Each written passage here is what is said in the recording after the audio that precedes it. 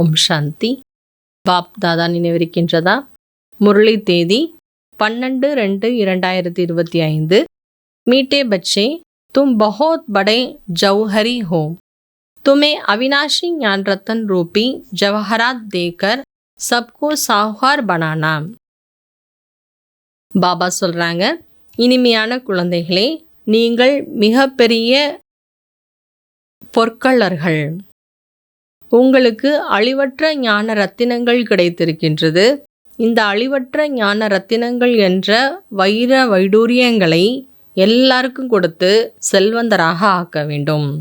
நம்ம ரொம்ப பெரிய பொற்கொள்ளர்கள், கோல்டு ஸ்மித். प्रश्न, अपने जीवन को हीरे जैसा बनाने के लिए किस बात की बहुत बहुत संभाल चाहिए? கேள்வி, தன்னுடைய வாழ்க்கையை வைரத்தை போன்று உருவாக்குவதற்காக எந்த விஷயத்தில் மிகவும் மிகவும் கவனம் வேண்டும்? उत्तर, संक की। बच्चों को संक उनका करना चाहिए जो अच्छा बरसाते हैं। जो बरसते नहीं उनका संक रखने से क्या फायदा है? संक का दोष बहुत लगता है. பாபா சொல்றாங்க, சங்க் தொடர்பு. குழந்தைகள் தன்னுடைய சங்கில் தொடர்பில் ரொம்ப கவனமாக இருக்கணும். யார் நல்ல ஞானத்தை கேட்கக்கூடியவங்க, ஞான மழை பொழியக்கூடியவங்க, கடைபிடிக்கக்கூடியவங்க, அவங்க தொடர்பில் இருங்க. ஆனால் யார் ஞானத்தை கடைபிடிக்கக்கூடியவங்க இல்லை, அவங்க தொடர்பில் இருந்து என்ன பலன் இருக்கிறது? சங்கு கா தோஷ் பஹுத் லக்தா ஹை. சங்க தோஷம் என்பது ஏற்படும். कोई किसके संग से हीरे जैसा बन जाते हैं, कोई किसके संग से टिक्कर बन जाते हैं. जो ज्ञानवान होंगे वो आप समान जरूर बनाएंगे. சிலருடைய தொடர்பில் போயிட்டு வைரம் போல ஆகிடுறாங்க. ஆனால் சிலருடைய தொடர்பில் போயிட்டு கல்லாக ஆகிடுறாங்க. யார் ஞானம் நிறைந்தவர்கள் அவர்கள்தான் தனக்கு சமமாக கண்டிப்பாக மற்றவங்களே ஆக்குவாங்க. சங்குசை அப்படி சம்பால் ரக்கிங்க. இப்போ தொடர்பின் மூலமாக தன்னை தானே பாதுகாத்து கொள்ளக்கூடியவங்க தான் தன்னுடைய வாழ்க்கையை வைரம் போல ஆக்க முடியும். ஓம் சாந்தி. मीठे मीठे रूहानी बच्चों को सारी सृष्टि, सारा ड्रामा अच्छी रीति बुद्धि में याद है. कांट्रास्ट भी बुद्धि में है. பாபா சொல்கிறாங்க, ஓம் சாந்தி.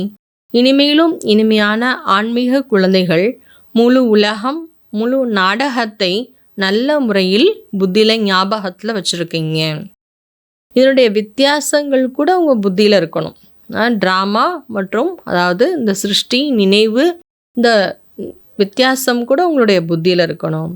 ये सारा बुद्धि में पक्का रहना चाहिए कि सत्य में सब श्रेष्ठ जादारी निर्विकारी पावन साल्वंट थे. இப்போ குழந்தைகளுடைய புத்தியில் பக்காவாக இருக்கணும்.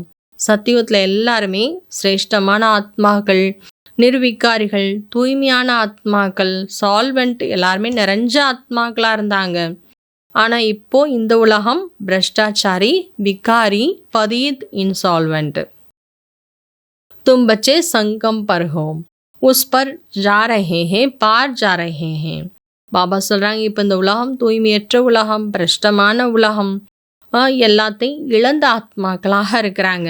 ஆனால் நாம் எங்கே இருக்கிறோம்? சங்கம் யுகத்தில் இருக்கோம். இக்கரையை கடந்து இழந்த கரையிலிருந்து நம்ம எல்லாமே நிறைந்திருக்கக்கூடிய கரைக்கு போயிட்டுருக்குறோம். जैसे देखो ये जनक है जैसा अच्छा जौहरी है, इनके पास वैल्यूबल जवाहरात हैं, किसको देखकर अच्छा साहूकार बना सकते हैं. பாபா எடுத்துக்காட்டுக்கு ஜானகி தாதியை சொல்லியிருக்காங்க. பாருங்க, ஜனக் குழந்தைய நல்ல ஒரு பொற்கொள்ளர், கோல்டு ஸ்மித், நகை வியாபாரி. இவங்ககிட்ட நிறைய வேல்யூபிள் மதிப்பான வைர வைடூரியங்கள் இருக்குது, ஞானத்தினுடைய வைடூரியங்கள் இருக்குது. யாருக்கு வேணாலும் இவங்க ஞானத்தை கொடுத்து செல்வந்தராக ஆக்கிடுவாங்க. कोई छोटा जौहरी है जास्ती दे नहीं सकते, उनका वक्त भी कम हो जाता है. तुम सब जौहरी हो, अविनाशी ज्ञान रत्न के जवाहरात हैं. சில குழந்தைகள் சின்ன நகை வியாபாரியாக இருக்கிறாங்க. சின்ன நகை வியாபாரியாக இருக்கக்கூடியவங்க நிறைய பேருக்கு கொடுக்க முடியாது. இப்போ அவங்களுடைய பதவி கூட குறைஞ்சி போயிடும். ஆனால் பாபா சொல்கிறார், நீங்கள் எல்லாருமே நகை வியாபாரிகள் தான்.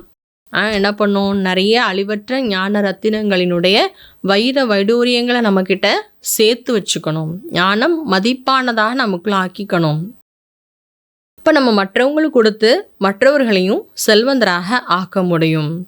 अच्छे अच्छे जौहरी बड़े बड़े सेंटर पर बेच देते हैं, बड़े आदमियों को अच्छी जौहरात दी जाती हैं. பாபா சொல்ற, நல்ல நல்ல நகை வியாபாரியாக இருக்கக்கூடிய குழந்தைங்களை பாபா பெரிய பெரிய சென்டர்ஸ்க்கெலாம் கூட அனுப்புகிறாரு. இப்போ பெரிய பெரிய மனிதர்களை கூட ஞானத்தினுடைய அழிவற்ற ஞான ரத்தினங்களினுடைய வைர வைடூரியங்களை கொடுத்து செல்வந்தராக ஆக்க முடியும். ரத்னோं का सौदा करते हैं फिर जादूगर भी हैं. பாபா கூட என்ன சொல்லப்படுது, வியாபாரி, ரத்தின வியாபாரி, மந்திரவாதின்னு கூட சொல்லப்படுகிறது. எதனால மந்திர வியாபாரின்னு மந்திரக்காரர்னு சொல்கிறோம்? உன்கே பாசி திவ்ய திருஷ்டிக்கு சாபி ஹே. அவர்கிட்ட தான் திவ்ய காட்சி கொடுக்கக்கூடிய சாவி இருக்கிறது. யார் நல்லா தீவிர பக்தி பண்ணக்கூடிய பக்தர்கள், அவங்க எந்த விதத்தில் பக்தி பண்ணுறாங்களோ, பாவனையோட பக்தி பண்ணுறாங்களோ, அந்த ரூபத்தில் காட்சியை கொடுத்துட்றாரு. யஹா ஓ பாத் நஹி. ஆனால் இங்கே ஞான மார்க்கத்தில் காட்சிக்கான விஷயங்கள் கிடையாது. तुम जानते हो ये चक्र है 5000 वर्ष का है, कल की बात है, जबकि इन सूर्यवंशी चंद्रवंशियों का राज्य था. உங்களுக்கு தெரியும், இந்த சிருஷ்டி சக்கரம் 5000 வருடங்களுக்கான சக்கரம். நேற்றைய விஷயம் போல தான், நேற்று தான் இந்த உலகம் சூரிய வம்சமாக சந்திரவம்சமாக ராஜ்யம் இருந்தது.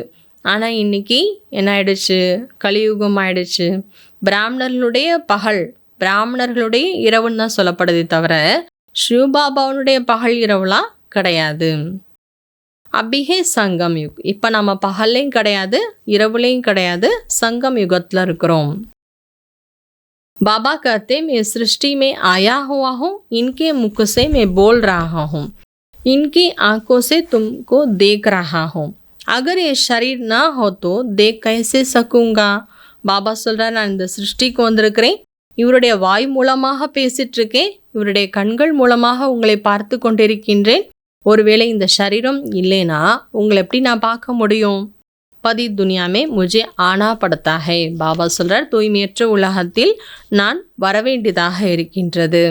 मैं भी यहाँ आकर पार्ट बजाता हूँ, सत्य में मेरा पार्ट है नहीं, पार्ट बिगर कोई कुछ कर नहीं सकते, शरीर बिगर आत्मा कुछ कर नहीं सकती, आत्मा को बुलाया जाता है, वो भी शरीर में आकर बोलेगी ना. பாபா சொல்கிறாங்க, நான் இங்கு வந்து தான் பாட்டு ப்ளே பண்ணுறேன். சத்தியுகத்தில் என்னுடைய பாட்டே கிடையாது. பாட்டே இல்லாமல் நான் எதுவுமே இந்த உலகத்தில் செய்ய முடியாது. சரீரம் இல்லாமல் ஆத்மா கூட எதுவுமே செய்ய முடியாது. பேஹத் பாபா ஆக்கர் பேஹத் கா வர்ஷா தேத்தே ஹே. எல்லைக்கு அப்பாற்பட்ட பாபா எல்லைக்கு அப்பாற்பட்ட ஆஸ்தி கொடுக்குறார்.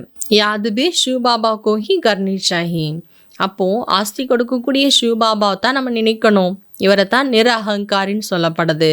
मैं ये करता हूँ, मैं ये करता हूँ, ये अहंकार नहीं आना चाहिए.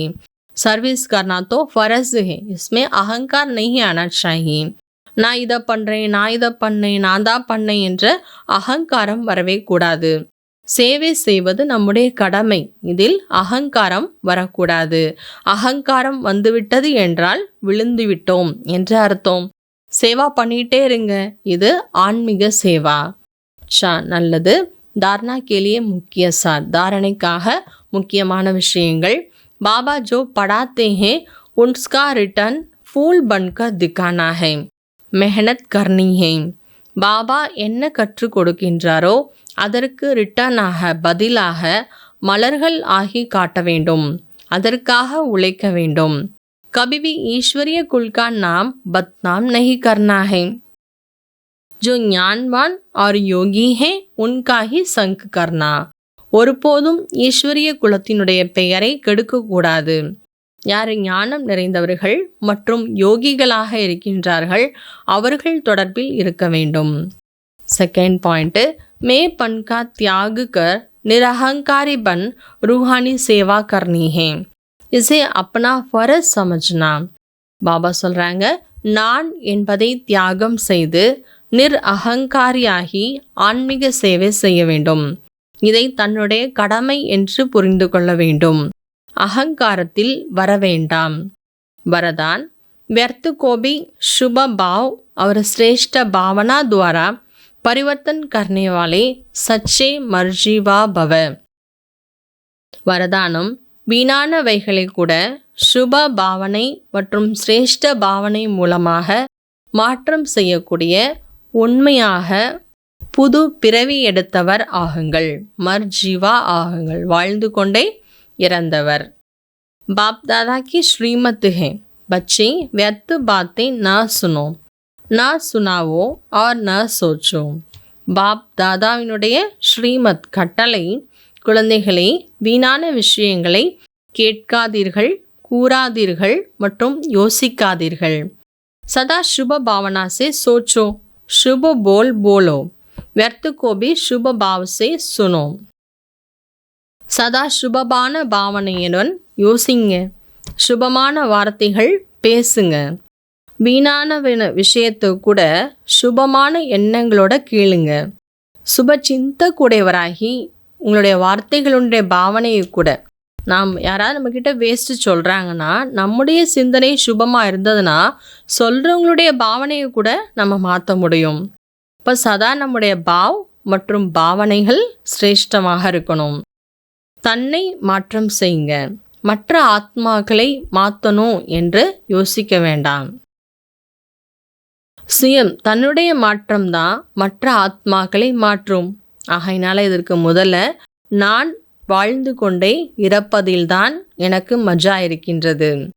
வாழ்ந்து கொண்டே இறப்பது, வேஸ்ட் விஷயங்கள்லேருந்து இறந்து போயிடணும், இதில் தான் மஜா இருக்குது. இதைத்தான் மகாபலின்னு கூட சொல்லப்படுகிறது.